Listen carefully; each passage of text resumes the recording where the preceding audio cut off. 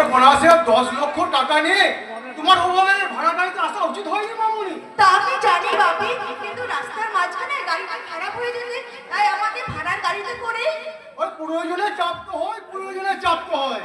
তাই বলে ওই ভাড়া গাড়িতে এখান থেকে ফেলে আসবে? উত্তেজনায় বসে আমার মাথাটা ঠিক ছিল না বাপি, তাই তো অ্যাটাচিটা ওই গাড়িতে ফেলে রেখে আমি তাকে ভাড়া মিটিয়ে দিই আর সেও চলে যায়। হ্যাঁ, যা গেছে তা হয়তো আর কোনোদিনই ফিরে আসবে না।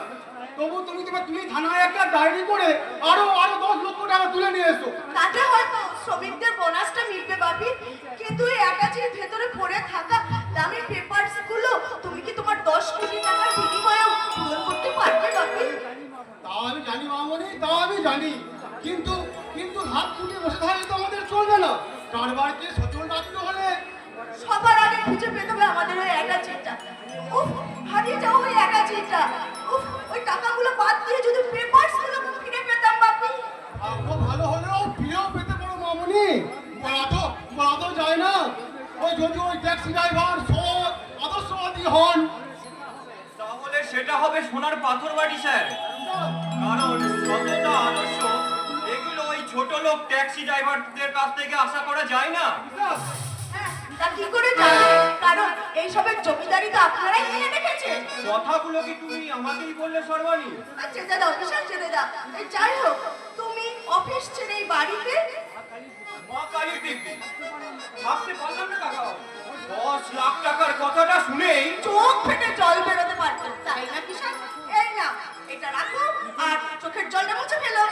এটা উপহাস করার সময় নয় সর্বাণী।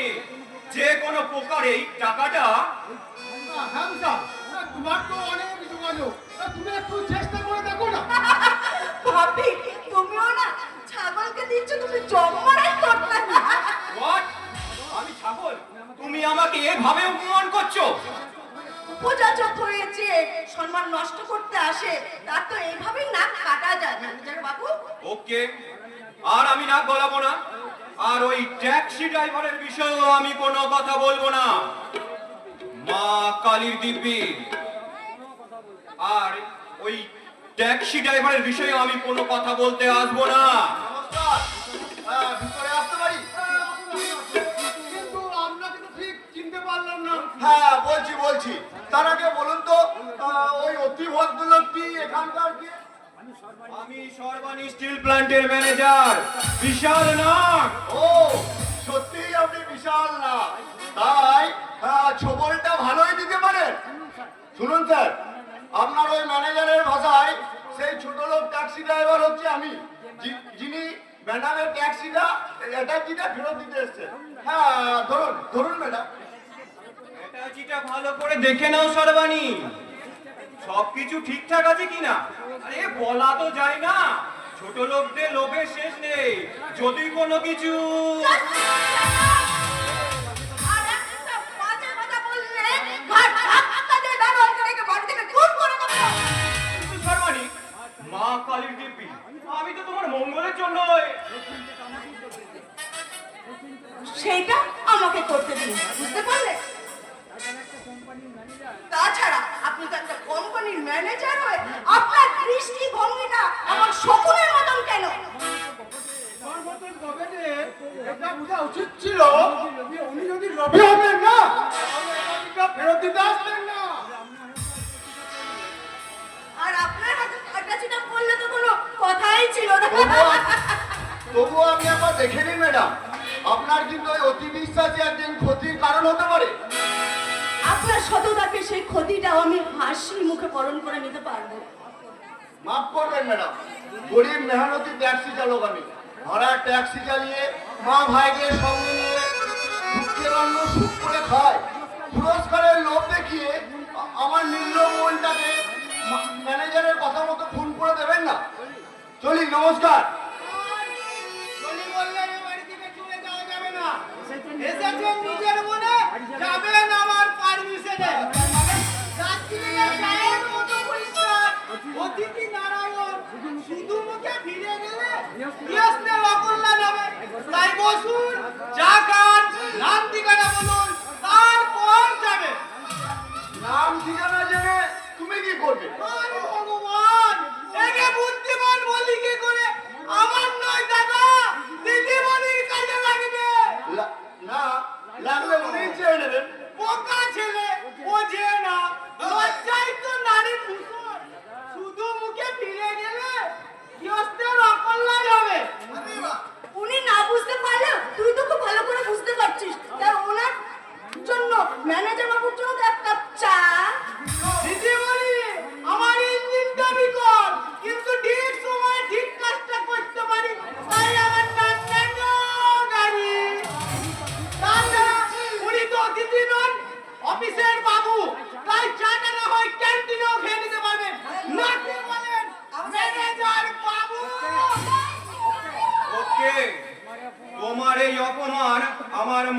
নেন।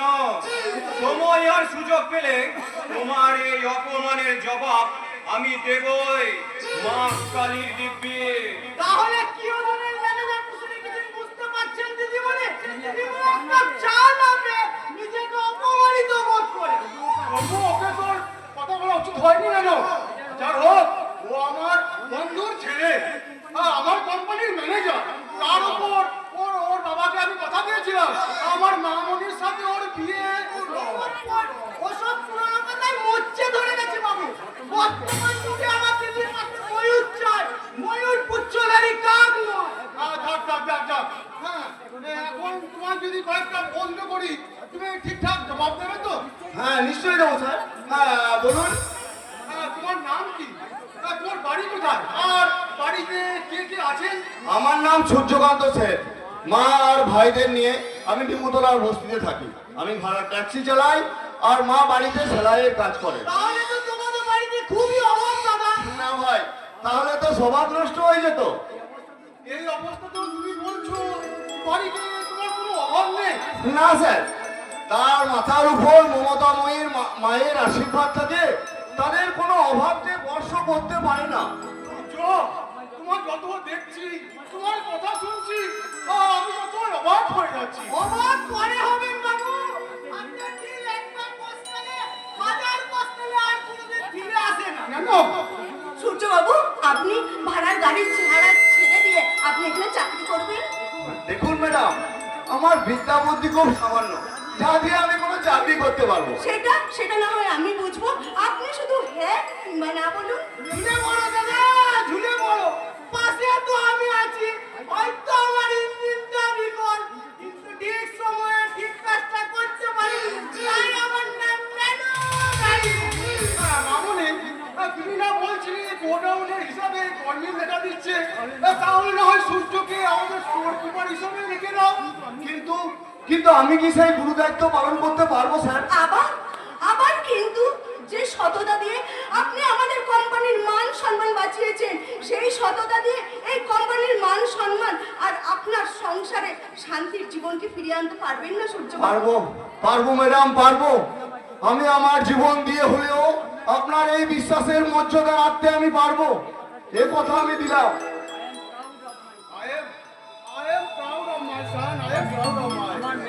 আমার মেয়ে সরকারি সিদ্ধান্ত এবং সেই সিদ্ধান্তকে স্বাগত জানানোয় আমি ভীষণ ভীষণ খুশি হয়েছি, খুব খুশি হয়েছি। আমি কিন্তু একটু খুশি হয়নি দাদা। আমি খুশি সেদিন হব যেদিন তুমি তোমার সততা, ন্যায়, নিষ্ঠা দিয়ে এই রাজত্বের সঙ্গে এই রাজকন্যাকেও জয় করতে পারবে। কেন? কি বলছো তুমি? তোমার কি মাথা খারাপ হয়ে গেছে? না দাদা, আমার ইঞ্জিনটা বিকল, কিন্তু ঠিক সময়ে ঠিক কাজটাই করতে পারি। তাই আমার নাম কেন গাড়ি। সে গাড়ি এখন সারা পশ্চিম বাংলাকে কাঁপিয়ে আর সারা ভারতকে নাচাচ্ছে।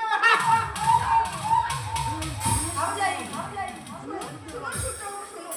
এই নিন, আপনি এই 30,000 টাকাটা অ্যাডভান্স রাখুন। না ম্যাডাম, আজ জয়েন করার আগে না, এটা আপনার বেতন নয় সূর্যবাবু। এটা মনে করুন না, এটা আপনার সততা, মন্দিরে পুনর্বার পূজারী,